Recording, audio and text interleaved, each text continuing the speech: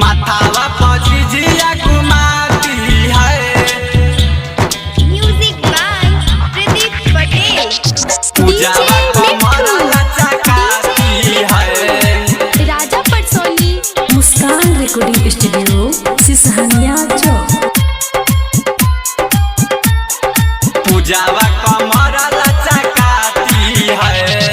माथावा पजीजिया घुमाती है। पूजावा कमर लचकाती है। पूजावा कमर लचकाती है। माथावा पजीजिया घुमाती है। पूजावा कमर लचकाती है। परतिया घाट भर नवरात गईन के खूबे गरियाती है। माथावा पजीजिया घुमाती है। पूजावा कमर लचकाती है। डीजे मिठू।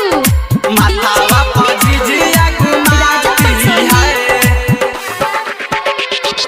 पूजावा कमर लचकाती है।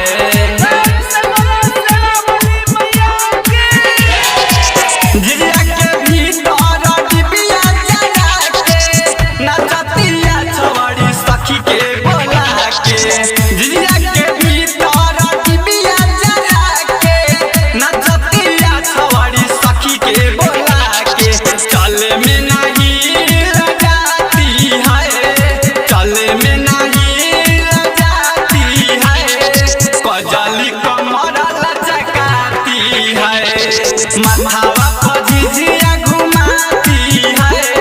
पूजावा कमर लचकाती है। माथावा पजीजिया घुमाती है। पूजावा कमर लचकाती है। डीजे मिठू। माथावा पजीजिया घुमाती है।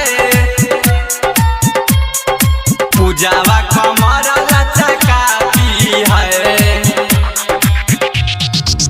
राइटर धर्मेंद्र सुन मोरा बतिया जाके तू देखली है आज के रतिया। राइटर धर्मेंद्र सुन मोरा बतिया जाके तू देखली है आज के रतिया। काशी मतलबी से गवाती है। काशी मतलबी से गवाती है। कजली कमर लचकाती है। माथावा पजीजिया घुमाती है। पूजावा कमर लचकाती है। मुस्कान रिकॉर्डिंग स्टूडियो सिसहनिया चौक।